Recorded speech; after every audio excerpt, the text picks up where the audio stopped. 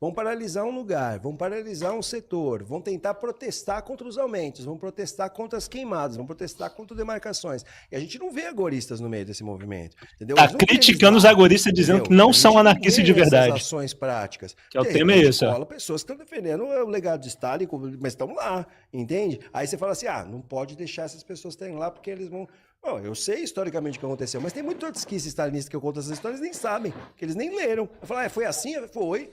Mas eu reivindicava o Trotsky. Caramba, mas o Trotsky fez isso, fez. Caramba, mas e aí? Não sei, eu só sei que foi assim. Eu sigo a lei do Chicó. Sabe a lei do Chicó, né? Do Alto da Compadecida? Eu não sei, eu só sei que foi assim, mano. O mundo material é assim, velho. A minha pergunta aqui, agora... E a ética é fruto. Voltar para um aspecto muito importante. Vamos falar de uma das principais revoluções, a Revolução Espanhola. Tá, fala. Agora que, em especial, eu quero conversar sobre o aspecto anticlerical. Eu imaginei, agora que você falou que catou aqui, tá, vai. Parece que há não apenas uma erupção de violência específica após uma revolução anarquista, como parece que há uma série de rejeições específicas a um conjunto de coisas que não está diretamente associado à estrutura do modo de produção. E aí nós temos a noção anticlerical muito forte, nós temos a noção da família muito forte, através de normas gerais específicas, chegou-se a abolir o casamento, a noção de que institucionalmente não estava mais ninguém casado, elas poderiam estar juntos, mas elas não estavam efetivamente casadas. E teve mais uma coisa que aconteceu, eu esqueci, mas são 3 pilares dessa estrutura, eu esqueci o terceiro, eu vou lembrar depois. Mas são esses 3 pilares que demonstraram que a revolução anarquista, ela iria para muito além da própria noção da troca do meio de produção, do modo de produção, perdão. Não, os meios de produção o Miorinho é muito fofinho, né? Esse, aliás, é uma parte do estudo da ideia do pensamento pós-moderno dos anos 60, tá? Então, assim, de novo, como eu estava falando na questão anterior, não temos agoristas participando do passe livre. Eu tenho cutucado até os liberais para irem, tá? Vão, colhem, participem. Aí colam esses grupos, né? E isso aconteceu na Guerra Civil Espanhola também. Participaram grupos comunistas junto dos movimentos anarquistas durante a Guerra Civil Espanhola. A gente tinha um general Franco, que era fortemente ligado às instituições religiosas. As instituições religiosas tinham fuzilamento de trabalhadores atrás das igrejas, certo? Não teve... Assim, você pode falar assim, eles são anticlericais. Imagina que você tem uma igreja que está apoiando o fuzilamento atrás da igreja. É muito difícil, numa questão de ética subjetiva transcendental, eu perdoar essas pessoas que estão fuzilando as pessoas atrás de uma instituição religiosa cujo o pilar seria um sujeito que diz para dar outra face. Mas aí lá, a outra face é a vida das pessoas. Então, assim, eu vejo que essa reação que aconteceu nas pessoas que estavam na Guerra Civil Botou Jesus no meio. Tem muito a ver com as condições em que estavam organizados. A anarquista Maria Lacerda de Moura, no Brasil, quando ela escreve Fascismo, filho dileto do capitalismo da igreja, ela estabelece que justamente essa correlação entre o capital e a igreja que tem sido fortalecedora do Estado que a gente está. Então, por isso, para mim, é muito estranho quando você coloca assim, a igreja, eu tenho a igreja e tal. Esse tipo de elemento, como a igreja está hoje, por exemplo, como Estado, eu até entendo, não faço isso por uma questão transcendental, mas historicamente é muito difícil que essas pessoas não fossem reagir dessa mesma forma, com relação ao sacerdócio e ao clérigo. Quando a gente fala com relação ao modo de produção, ele não é a única questão para o anarquismo, a questão é o autoritarismo, que ele pode estar presente, inclusive, nas relações patriarcais que a gente estava começando, as questões de gênero, a questão de casamento. Aboliu-se o casamento, mas por que duas pessoas não podem ainda continuar se casando em algum lugar? Ninguém proibiu elas de fazerem isso. O processo da Revolução, inclusive, espanhola, ele é extremamente complexo ao ponto de as mulheres se sentirem ali dentro, depois da revolução estar sendo organizada, elas terem que criar o grupo das mulheres livres, porque elas sentiam que os homens falavam. Inclusive está faltando mulheres aqui, a gente está em 4. Mas enfim, vai falarem bastante aqui no podcast. Falarem e elas não se viam representadas. Depois do processo revolucionário, depois de elas estarem dividindo os bens, elas estarem produzindo coletivamente. Então, assim, eu vejo... E aí, querem comentar alguma coisa?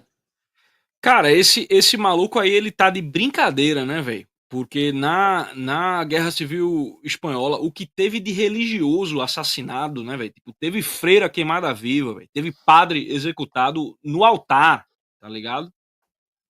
Você tá de brincadeira comigo, né?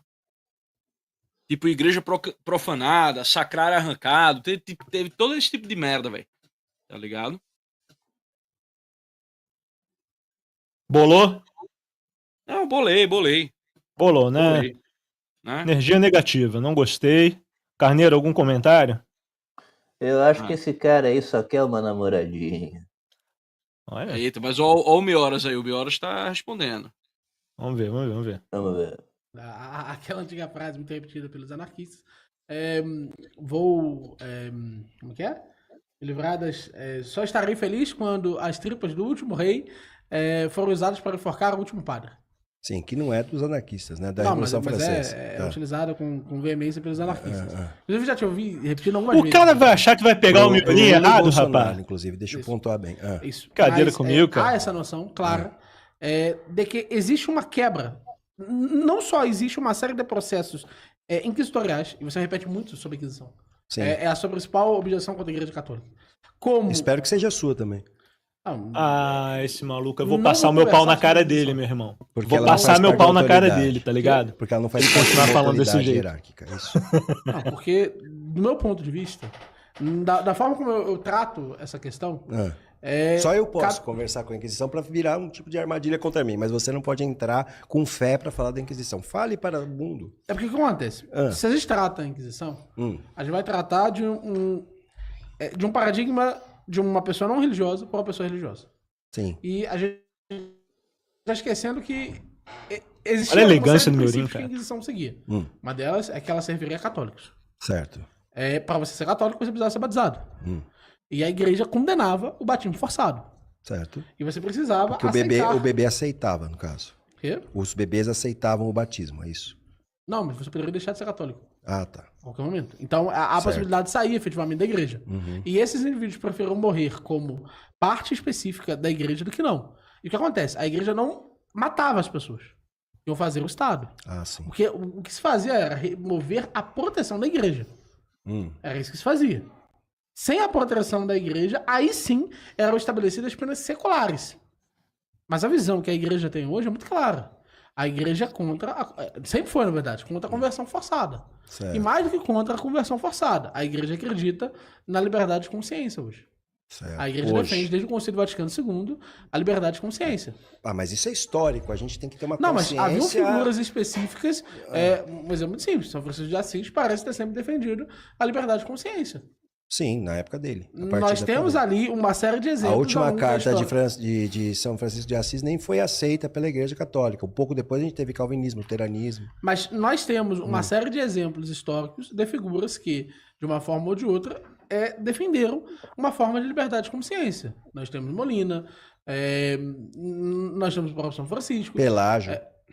Tá. Mas o pelagianismo seria condenado aqui. Sim, é por isso que eu tô citando aí. Mas o lance porque mas é porque essa doutrina específica não teria sido condenada dessa forma, né? Até porque ela passa a ser adotada depois. Pelágio não foi condenado por causa de liberdade de consciência, não, porra. Foi por negar o pecado original, seu filho de uma chocadeira. Porra, meu irmão. Vamos lá. Eu vou abrir essa live aqui e vou dizer, vai, Mioras. Vou abrir essa live aqui. Miorim versus quem? Glaucio. O nome do maluco é Glaucio. Glaucio Gonzalez. Glaucio Gonzalez, meu irmão. Será que ele é parente do Speedy Gonzalez? Eita. Salve aí pro seu primo. Vou dar o voto. Ó, essa galera é muito filha da puta, velho. Quem está ganhando aí 65% Glaucio Gonzalez, a galera tipo... Ele está ganhando o debate.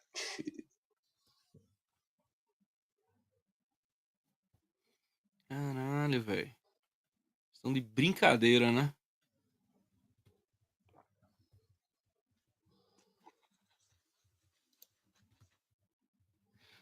Caralho, velho.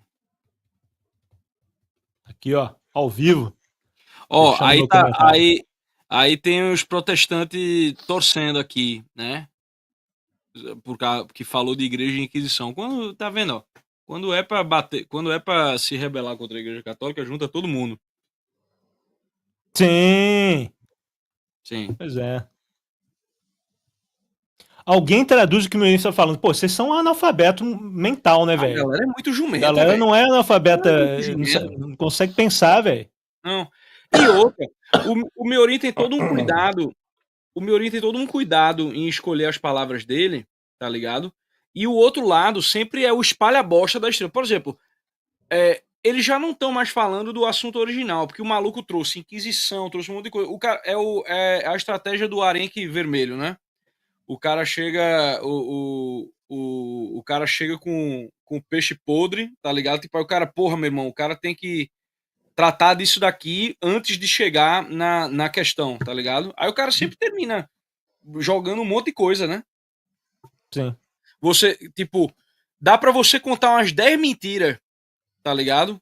Ou misturar a verdade com as 10, 15 mentiras, assim, em 30 segundos de discurso.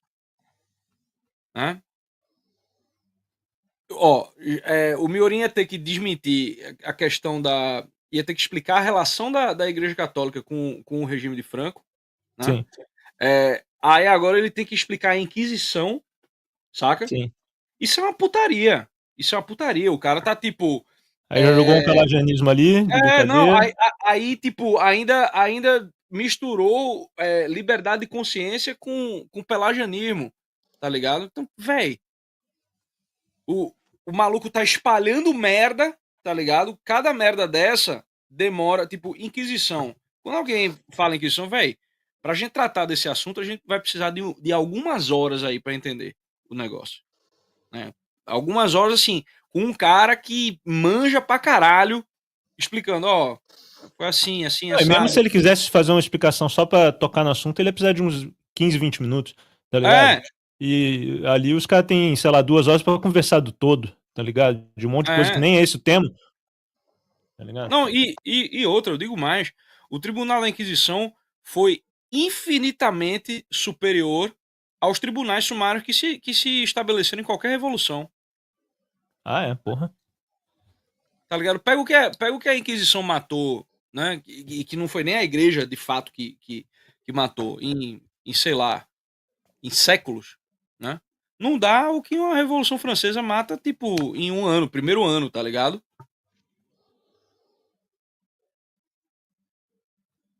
Bom, vamos deixar o Miorin Mas enfim, debater. aí mas é foda. Quando você lida com gente antirreligiosa, sempre tem isso, tá ligado? O cara...